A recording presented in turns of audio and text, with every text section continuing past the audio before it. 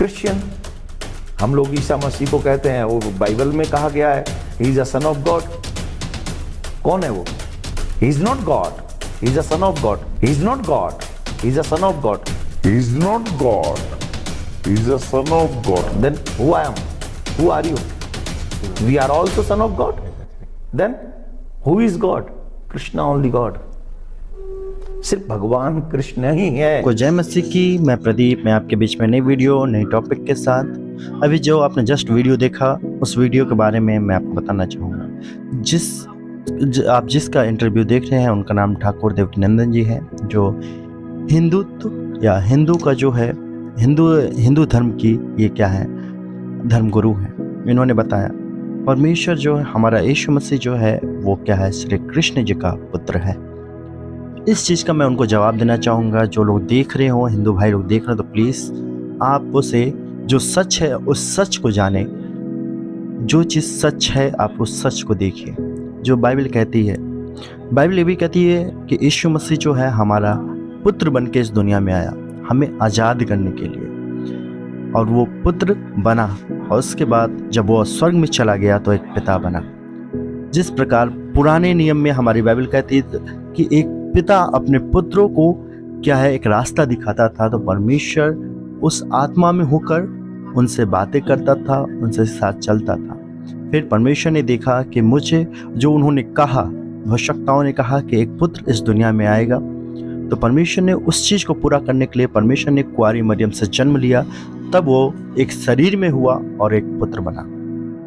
और मैं बताना चाहूँगा ये है कि परमेश्वर इस दुनिया में एक मकसद को पूरा करने आया था। बाइबल जो है, जो भविष्यवक्ताओं ने कहा, उस वचन को पूरा करने के लिए इस दुनिया में पुत्र बना। और श्री कृष्ण जी जो हैं वो क्या है कि आप जो हिंदू भाई बहन है वो कहते हैं कि भगवान है, लेकिन हमारा परमेश्वर, हमारा यीशु मसीह एक सच्चा है जो कि सबका रखवाला है। वो खुद एक गॉड है, उसे किसी की ज़रूरत नहीं है। मैं बता दूं, अगर यहाँ पे अगर श्री कृष्ण जी अगर इस दुनिया में आए तो वो उन्होंने क्या किया? उन्होंने शादी की, पहला, जो कि परमेश्वर हमारा शादी नहीं किया। जो श्री कृष्ण जी है उन्होंने, वैसे तो लोग कहते हैं कि 16,000 पत्नियां थीं, जो मेनली जो उनकी पत्नियां थीं, जो रानियां थीं, वो 8 रानी थी। और 8 रानी से उनके, आप जानते होंगे कि उनके 80 बच्चे थे, 80 सन्स। और मैं उन रानियों के नाम बता दूं। पहले जो श्री कृष्ण की पत्नी थी उसका नाम रुक्मणी था, दूसरा जाम्बवंती था, तीसरा सत्यभामा, चौथी पत्नी का नाम कालिंदी, पांचवी पत्नी का नाम मित्रबिंदा, छठी पत्नी का नाम जो है सत्या, और सातवीं पत्नी का नाम भद्रा, और 8वीं पत्नी का नाम उनके लक्ष्मणा था। ये जो है श्री कृष्ण जी अगर इस दुनिया में आए, तो अगर जो भगवान है वो क्या है कि वो किसी से शादी नहीं करता है। जिस प्रकार अगर हम श्री कृष्ण के बच्चे हैं तो हमें क्या है, एक बाप अपनी बेटी से शादी नहीं कर सकता है। तो उन्होंने इस दुनिया में आए, उन्होंने क्या कि शादी को रचाया। परमेश्वर हमारा शादी नहीं किया, क्योंकि उससे इस चीज़ से मतलब नहीं था, क्योंकि वो सिर्फ परमेश्वर के काम को, जो पिता का दिया हुआ काम था, उसे पूरा करने के लिए इस दुनिया में आए। वो अय्याशी करने नहीं आया, वो लोगों को लड़वाने नहीं आया, वो लोगों को एक दूसरे से लड़वाने नहीं आया, वो लोगों को माफ़ करने आया, बचाने के लिए आया। इन्होंने क्या किया? लड़वाया। अर्जुन को कहा कि अर्जुन, वो नहीं लड़ना चाहते थे, उन्होंने अर्जुन को कहा, अर्जुन ये क्या है, युद्ध है, आपको इस युद्ध को लड़ना है।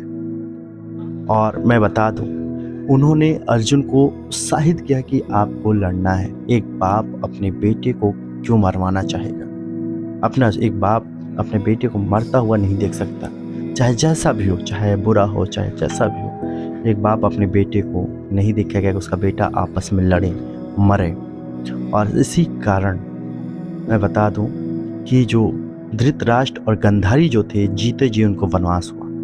जब वो वनवास से लौटे तो उन्होंने श्री कृष्ण को, जो गंधारी थी, उन्होंने क्या किया? श्राप दिया। महायुद्ध जो हुआ, महाभारत का जो युद्ध हुआ, सिर्फ श्री कृष्ण जी की वजह से हुआ। क्योंकि उन्होंने उनको उकसाया, कहा कि आपको लड़ना है। उन्होंने जो गंधारी हैं उन्होंने श्री कृष्ण जी को श्राप दिया, कहा कि आपके जो वंश है इसी तरह नष्ट हो जाएगा। उन्होंने कहा कि अगर आप चाहते तो ये लड़ाई ना होती। तो मैं बता दूं कि ये जो श्री कृष्ण हैं ये जन्म लेने इस दुनिया में आए, तो क्या ये चाहते थे एक बाप अपने बेटे को लड़ाना चाहेगा? नहीं। कि उसका बेटा, एक बाप अपने बेटियों से शादी करेगा? नहीं, हिंदू धर्म के अनुसार तो नहीं होगा।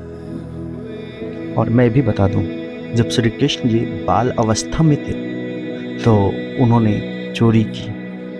क्या ये जो भी हो, बुरा मत मानिएगा हिंदू भाई लोग, जो सच है वो सच ही है कि श्री कृष्ण जी जब बाल अवस्था में थे उन्होंने माखन की चोरी की, उन्होंने माखन चुराया करते थे। तो क्या एक बेटा, जो लोग हैं इन्होंने क्या संदेश दिया कि बाल अवस्था में चोरी करना उचित था?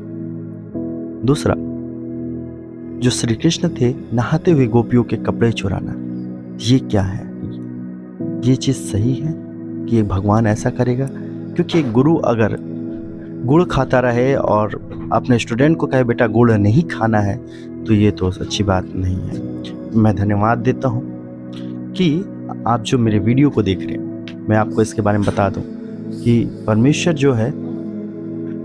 जो है उस चीज़ को दिखाता है। और मैं बता दूं, यीशु मसीह जो था इस दुनिया में इसलिए जन्म लिया कि वो लोगों को मसीही प्रेम बताए।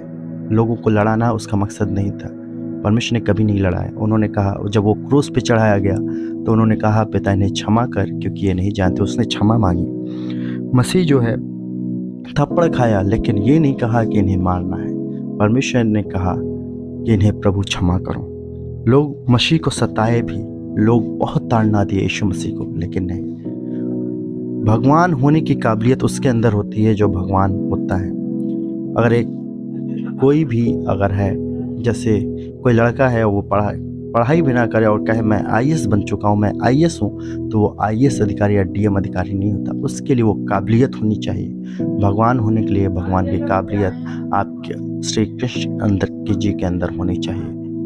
और प्रभु हमारा जो यीशु मसीह था, उन्होंने 13 साल की उम्र में परमेश्वर को बताना चालू किया। परमेश्वर इस दुनिया में धर्म बदलने नहीं, वो सारी जातियों को पाप से बचाने के लिए आया था। वो एक धर्म को लेके नहीं आया, वो जातियों को बचाने आया। कहा सारी जातियों को मेरा चला बनाओ, सारी जातियों को बचाओ। ये नहीं कहा कि आप इस धर्म को बचाओ, उस धर्म को बचाओ।